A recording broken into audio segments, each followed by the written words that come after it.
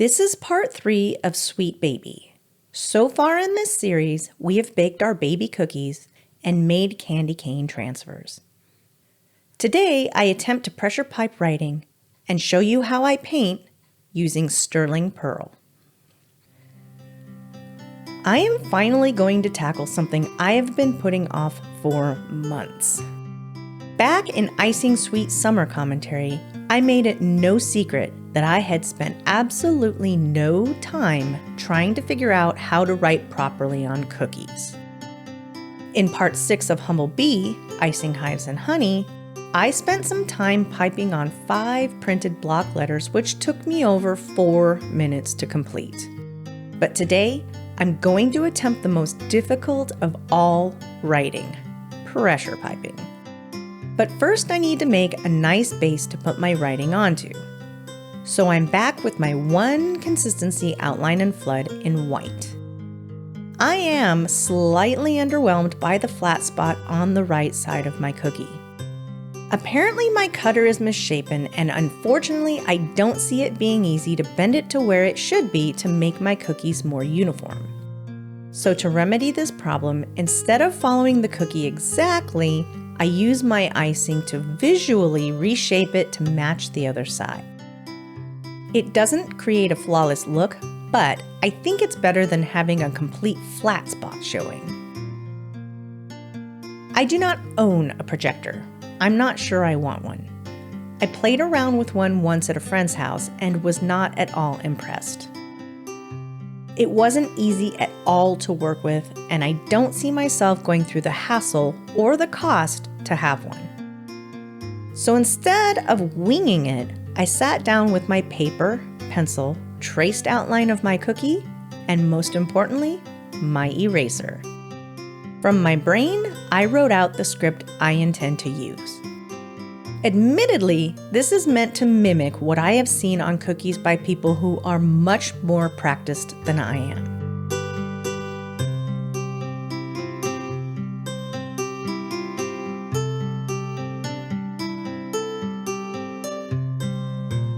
With my scribe, I'm attempting to pull my icing over the outline so that I have a beautifully seamless look from not only the top, but also from the side view of my cookie.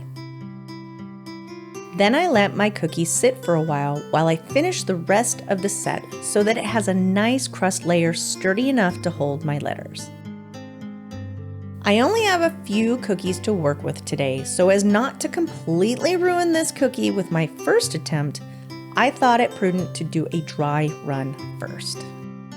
I'm using one of the cellophane bags that I package my cookies in. It's clear, it's food grade, it works. It is fortunate that I work on top of a silicone mat because the bag actually sticks to the surface quite nicely, keeping it in place while I play.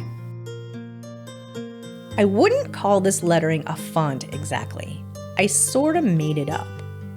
I'm quite sure it doesn't follow any of the real rules exactly. Usually this kind of writing requires that on all of the downstrokes you apply pressure, making a big puffy bead of icing, and on the upstrokes you remove pressure, making a thin line. Well, I kinda did that. Ish. I am working with a soft peak piping consistency, which when the pressure is on, creates a bit of a jaggedy line. But when jiggled a little with the end of my scribe, settles out fairly easily. What isn't easy is figuring out how to actually do this. If you recall the lettering on my design, that squiggly bit was not part of the plan, thus confirming my decision to practice on the baggie first. And the best part? Easy cleanup. Here goes.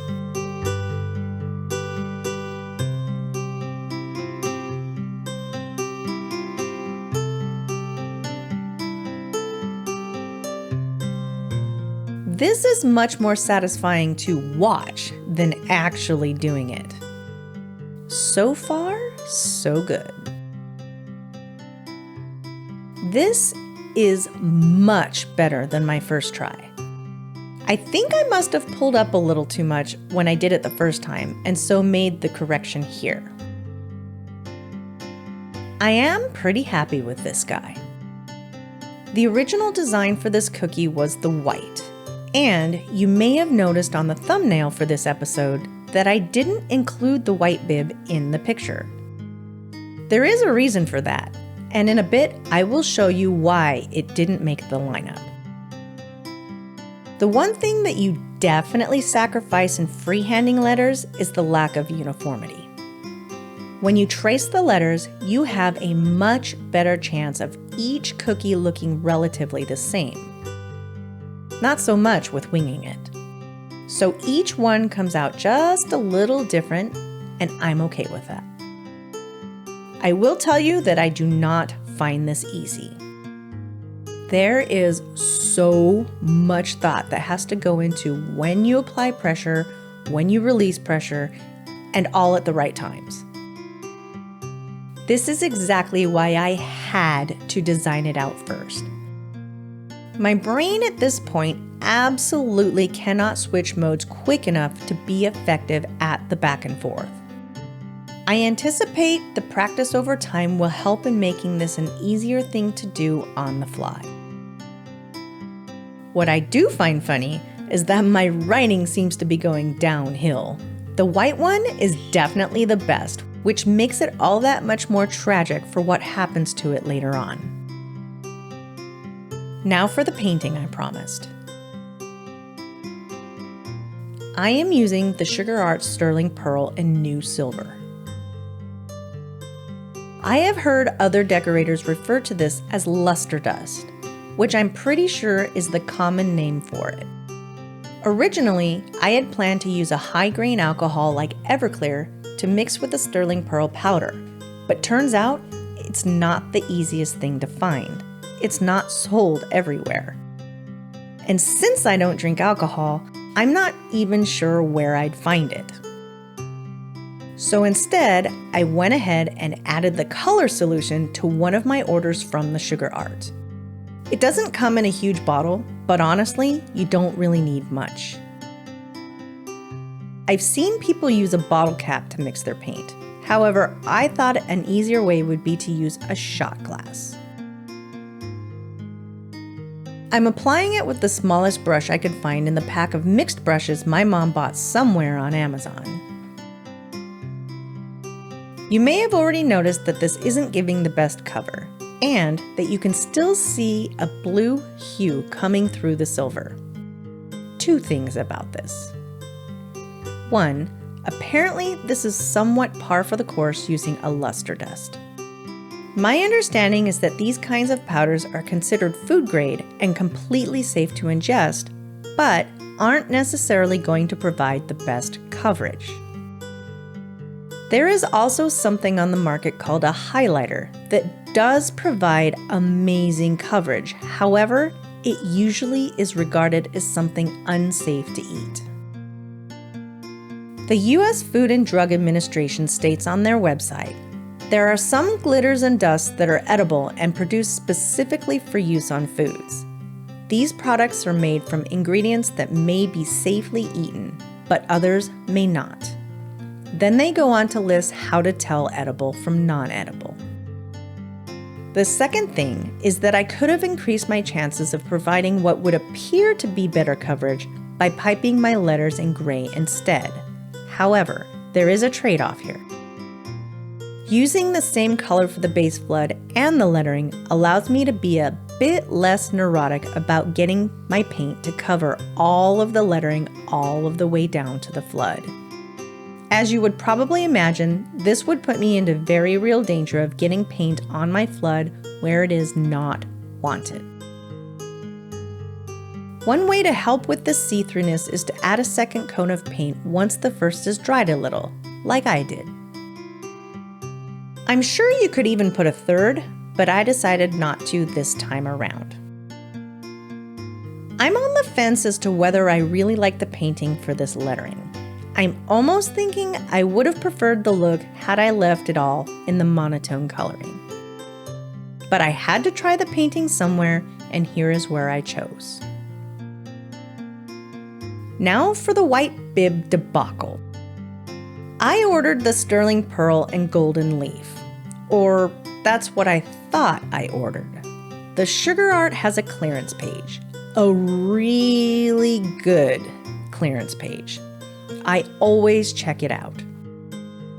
Well, when I was ordering, I found my new silver on there for only $1, and I also saw the golden leaf, which may have also only been $1. So I snatched it up. Now, if you add the fact that it's called golden leaf to the fact that I had just added silver dust to my cart, you will probably be able to see how I was thoroughly baffled as to why my gold is completely flat, not shiny at all. Being still quite new to all of this cookie stuff, the Sugar Art, and that the jars essentially look the same, I made a quick assumption and I was wrong. There are differences between the jars. The lids are different colors, and one says sterling pearl, the other elite color. Uh-oh. So I have a couple of suggestions. 1, pay real close to what you're buying. And 2, dear Sugar Art, please do not name a color that is flat, gold, anything. A much more appropriate name for this color is mustard. I just checked their site. I did not find anything with the name mustard. So, they could do it. In keeping with the Sweet Baby candy cane theme, I add on one of the transfers that I made in part 2. But as you can see, these dudes are little and aren't the easiest things to hang on to or place down. And I have pretty small fingers. I cannot imagine trying this with larger hands. I don't want any of that icing to end up smeared on my cookie, and I'm also concerned about breaking this poor guy. Luckily, I had my scribe nearby to help me out. While I was happy with this set as a whole, I would have to rank this design as my least favorite. See you next time! Next time on Kuny's Cookie Chronicles. This is part 4 of Sweet Baby. So far, we've flooded a milky baby bottle, piped lines on some warm winter jammies, and painted with sterling pearl to make a shimmering bib. Today I show you how I make a really neat swirly twirly pattern and what goes into making the Sweet Baby colors.